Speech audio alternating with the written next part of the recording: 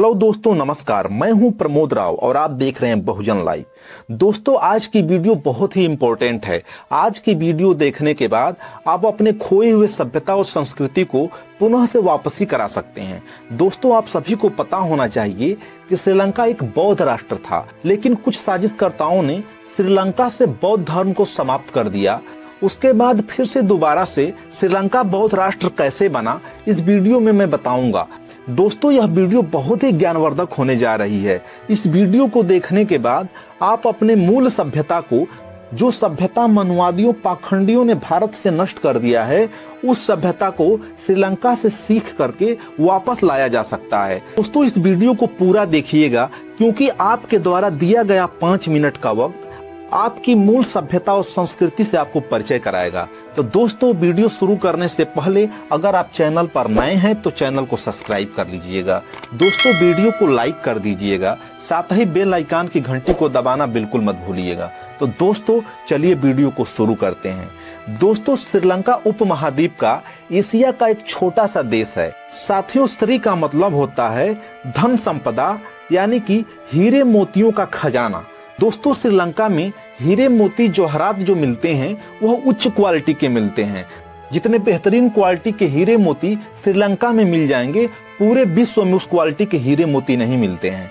दोस्तों, लंका का मतलब होता है टापू। भारत की जो सीमाएं हैं, उन सीमाओं से कई देश सटे हुए हैं, जैसे कि बांग्लादेश, पाकिस्तान, चीन, नेपाल इत्यादि देश भारत की सीमाओं से सटे हुए हैं। लेकिन जो श्रीलंका है वह एक टापू पे बसा हुआ है। उसके आसपास किसी भी देश से कोई मतलब नहीं है, क्योंकि वह समुद्र के बीच में बसा हुआ है। इसलिए उस देश का नाम श्रीलंका पड़ा।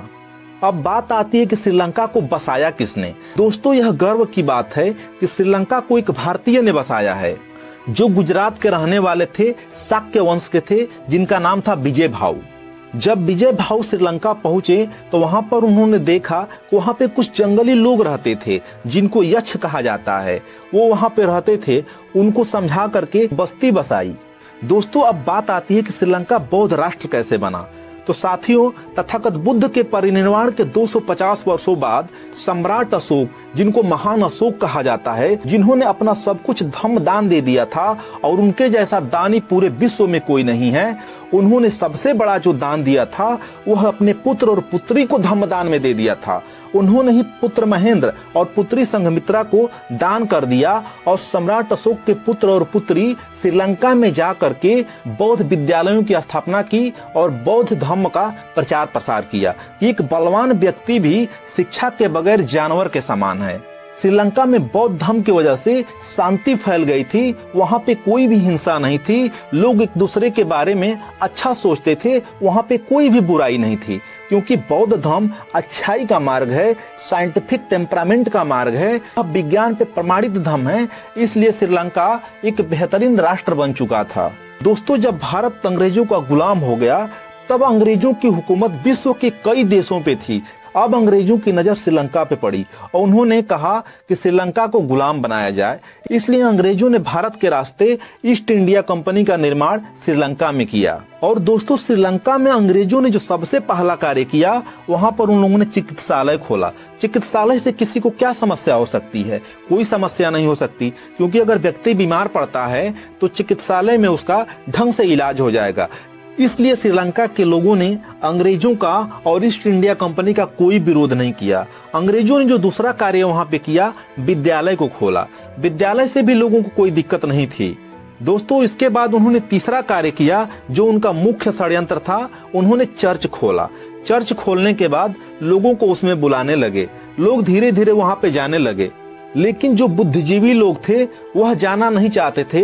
उनको समझ में आ गया था कि यह एक षड्यंत्र हो रहा है। तो साथियों, उस समय के जो भंते थे, जो पूज्य भंते थे, जो एक महान भंते साबित हुए, जिनका नाम था भंते सुमंगल स्वामी, उनके पास लोग गए शिकायत लेकर के कि अंग्रेजों ने हमारे देश में चर्च खोला है और लोगों को क्रिश्चियन बनाने का काम किया जा रहा है। भंते जी, हमें इसका विरोध करना चाहिए और अति शीघ्र इस पे रोक लगानी चाहिए। अगर हम विरोध नहीं करते हैं तो पूरा श्रीलंका, हमारा पूरा देश क्रिश्चियन हो जाएगा, हमारी मूल सभ्यता और मूल संस्कृति का नष्ट हो जाएगा, हम अपने संस्कृति को नहीं बचा पाएंगे। भंते सुमंगल स्वामी बहुत ही दूरदर्शी थे, बहुत ही विद्वान थे। उन्होंने साफ साफ कहा कि तुम्हें चर्च का विरोध करने की जरूरत नहीं है, क्योंकि तुमने भारत का अंजाम देखा है कि भारत एक बौद्ध राष्ट्र था और भारत के बौद्धों की हत्या कैसे की गई, भारत के बौद्ध राजाओं की हत्या कैसे की गई। क्या तुम चाहते हो कि हमारे लोगों पर भी वही अत्याचार किया जाए? क्या तुम लोग चाहते हो कि हमारे लोगों की भी हत्या उसी तरीके से किया जाए? हम ऐसा नहीं चाहते हैं कि हमारे लोगों के साथ कत्लेआम हो। भारत के मनवादियों ने भारत की मूल सभ्यता बौद्ध धर्म को नष्ट करके अपने पाखंडी और अंधविश्वासी प्रथा को थोप करके भारत को मानसिक और शारीरिक दोनों रूप से गुलाम बनाया, जिसके ऊपर कोई भी हुकूमत कर लेता है। तो तुम सब क्या चाहते हो कि चर्च का विरोध करके हमारी स्थिति भी वैसी हो जाए? भंते सुमंगल स्वामी की बात सुनकर के लोग अवाक रह गए। लोग आश्चर्य करने लगे कि भंते जी आप ऐसा क्यों कह रहे हैं? अगर हम अपने सभ्यता और संस्कृति को नहीं बचाएंगे तो आखिर कौन बचाने आएगा? तब भंते जी ने कहा कि अपनी मूल सभ्यता और संस्कृति को हम ही बचाएंगे, लेकिन एक सिस्टम से बचाएंगे। तुम लोगों को चर्च में जाना होगा, चर्च का विरोध नहीं करना है, लेकिन एक काम करना है, तुम अपने बच्चों को, अपने पुत्र और पुत्रियों को एक संस्कार दोगे, एक संस्कृति दोगे। वो दोगे बौद्ध धर्म का, जो हमारा मुख्य धर्म है, जिसके वजह से हमारा देश चलता है, जिसके वजह से हमारे देश का विकास हुआ। तुमको रोज प्रतिदिन आधे घंटे स्कूल जाने से पहले, उनके कॉलेज जाने से पहले अपने धर्म के बारे में, अपने संस्कृति के बारे में रोज बताना होगा। एक दिन भी ऐसा नहीं होना चाहिए कि तुम अपने धर्म के बारे में, अपनी संस्कृति के बारे में अपने बच्चों को न बताओ। जिस दिन तुम अपने बच्चों को यह संस्कृति दोगे, जिस दिन अपने बच्चों को यह संस्कार दोगे, इसका रिजल्ट तुम्हें आज नहीं, आने वाले समय में दिखेगा। भंते सुमंगल स्वामी की बात सुनकर के सभी लोग अपने घर चले गए और जा करके धीरे धीरे प्रचारित प्रसारित किए कि हमको अपने बच्चों को अपने मूल सभ्यता, अपने मूल संस्कृति का ज्ञान देना है। और लोग धीरे धीरे अपने बच्चों को अपने मूल संस्कृति और सामाजिक ज्ञान देना शुरू कर दिए। दोस्तों, आप सभी को पता होना चाहिए कि वेटिकन सिटी एक ऐसी सिटी है जिस पर कोई भी व्यक्ति हमला नहीं कर सकता है, कोई भी गुलाम नहीं बना सकता है, क्योंकि उसका जो मुख्य राजा होता है, राजा नहीं बल्कि उनको पोप कहा जाता है, जिसके द्वारा बनाए गए नियम का पालन, जिसके द्वारा कही गई बात को हर व्यक्ति मानता है। पोप ने जब श्रीलंका को देखा, श्रीलंका के न्यूज को देखा, तो उन्होंने सोचा कि ऐसा कौन व्यक्ति है जिसकी वजह से श्रीलंका में क्रिश्चियन धर्म का प्रचार प्रसार ढंग से नहीं हो पा रहा है। आखिर ऐसा क्या है श्रीलंका में? वह श्रीलंका के दौरे पर जाते हैं। जब वह श्रीलंका के दौरे पे पहुंचे तो उन्होंने कहा कि श्रीलंका का जो धार्मिक गुरु है, जो भी हो, जो सबसे बड़ा हो, उससे मैं तर्क करना चाहता हूँ, उससे मैं डिबेट करना चाहता हूँ, मुझे उससे मिलाया जाए। तब लोगों ने भंते सुमंगल स्वामी का नाम बताया। भंते सुमंगल स्वामी के पास वह पोप गए और जा करके उन्होंने, वह पोप अपने ज्ञान के अहंकार में भरे हुए थे। उनको ये लग रहा था कि मैं बहुत ज्ञानी हूँ और मैं किसी को भी हरा सकता हूँ। तब उन्होंने भंते सुमंगल स्वामी से चैलेंज कर दिया और कहा, आपको हमसे शास्त्रार्थ करना होगा। अगर आप जीत जाएंगे तो मैं बौद्ध धर्म को स्वीकार कर लूंगा, लेकिन अगर आप हार जाएंगे तो आप क्रिश्चियन धर्म को स्वीकार करेंगे। जिस पर भंते सुमंगल स्वामी जी ने कहा, ठीक है, आप बैठिए, हम शास्त्रार्थ करने के लिए तैयार हैं। भंते सुमंगल स्वामी और पोप के बीच में शास्त्रार्थ होने लगता है, बहस होने लगता है। और ये क्या, सिर्फ आधे घंटे ही बहस चली थी। पोप के द्वारा भंते सुमंगल स्वामी के सवालों का उत्तर देना बंद हो गया। वह उत्तर ही नहीं दे पा रहे थे, उनके पास कोई जवाब नहीं था और पोप ने अपनी हार को स्वीकार कर लिया। दोस्तों, आप लोगों को बता दूं कि आज की वह गोदी मीडिया नहीं थी कि यह खबर देश विदेश में नहीं फैलती। उस जमाने की जो मीडिया थी वह ईमानदार मीडिया थी। यह न्यूज विश्व के हर देशों में मुख्य पृष्ठ पे छप गई, क्योंकि एक जो पोप होता है वह क्रिश्चियन कम्युनिटी का सबसे बड़ा धार्मिक गुरु होता है और उसकी हार का न्यूज पूरे विश्व में फैल गया।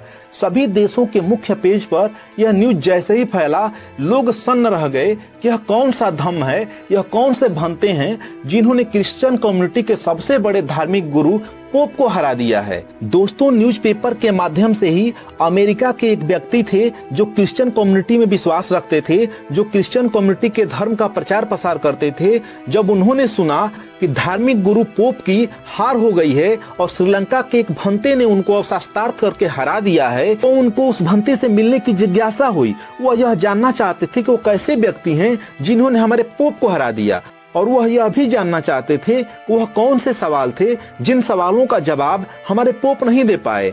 दोस्तों, उस अमेरिकी व्यक्ति का नाम था हेनरी स्टील ऑफकोट।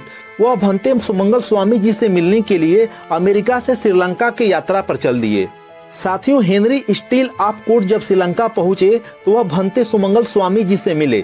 मिलने के बाद वह पूछने लगे कि भंते जी, आप मुझे ये बताइए, आपने ऐसा कौन सा सवाल किया, आपने ऐसा क्या पूछा कि जो विश्व के सबसे प्रसिद्ध हमारे धार्मिक गुरु हैं उनको आपने हरा दिया? वह मुझे सवाल जानना है। तब भंते जी ने कहा कि आप आइए, आराम से बैठिए, मैं आपके सभी सवालों के जवाब देता हूँ। तब भंते जी ने शुरू से लेकर के आखिरी सवाल तक वो सारे सवाल हेनरी स्टील आपकोट को बताया। तब हेनरी स्टील आपकोट उनके सवालों का जवाब सुन करके उनके पैरों में गिर गए और उन्होंने कहा कि हमारे धार्मिक गुरु ने अपना वादा पूरा नहीं किया, वह अपने वादे से मुकर गए और बौद्ध धर्म को स्वीकार नहीं किया। लेकिन मैं इस धर्म से बहुत प्रभावित हुआ हूँ, मुझे इस धर्म में पूरा विश्वास है, मैं बौद्ध धर्म को स्वीकार करना चाहता हूँ। दोस्तों, उसके बाद से हेनरी स्टील आपकोट को अमेरिका में व्हाइट बुद्धिस्ट कहा जाता है। और हेनरी स्टील आपकोट ने कहा कि जो भी आपके देश का नुकसान हमारे चर्चों ने पहुंचाया है, हमारे क्रिश्चियन कम्युनिटी ने पहुंचाया है, उसको ठीक मैं करूंगा। और उन्होंने एक रथ की व्यवस्था कराया, उन्होंने किताबों की व्यवस्था कराई, उसमें बैठने की व्यवस्था कराई, उस पर एक छत बनवाया और भाषण देने की व्यवस्था छत के ऊपर ही किया। और उन्होंने कहा कि मुझे भाषा का ट्रांसलेट करने के लिए एक ट्रांसलेटर दे दीजिए जो कि आप लोगों को हमारी कही हुई बात को समझा सके। तो दोस्तों, भंते सुमंगल स्वामी ने एक व्यक्ति को दिया, एक भंते को दिया जिनका नाम था भंते धर्मपाल, जो हेनरी स्टील आपकोट के साथ मिल करके पूरे श्रीलंका में रथ से घूम घूम करके बौद्ध धर्म को दोबारा से प्रचारित प्रसारित किया गया। और इसी की वजह से जो बौद्ध धर्म श्रीलंका से बिल्कुल खत्म हो गया था, वह हेनरी स्टील आपकोट की वजह से दोबारा श्रीलंका बौद्ध राष्ट्र बन गया। तो दोस्तों, हमको भी अपने बच्चों को, अपने परिवार के लोगों को बौद्ध धर्म की, जो हमारा सबसे पुराना और प्राचीन धर्म है, जो संस्कृति तथागत बुद्ध ने दिया था, जिसको फलने और फूलने में सम्राट अशोक ने मदद किया था, दोस्तों हमको उसको बचा कर रखना है और अपने बच्चों को बताना है, अपने बच्चों को अपने संस्कृति और सभ्यता के बारे में बताना है। मानववादियों ने हमारे सभ्यता और संस्कृति का कैसे नष्ट किया और हमारी मूल सभ्यता और संस्कृति क्या है। तो दोस्तों, आज की यह वीडियो आप लोगों को कैसी लगी कमेंट करके जरूर बताइएगा। दोस्तों, वीडियो देखने के लिए आप सभी का बहुत बहुत धन्यवाद, बहुत बहुत आभार।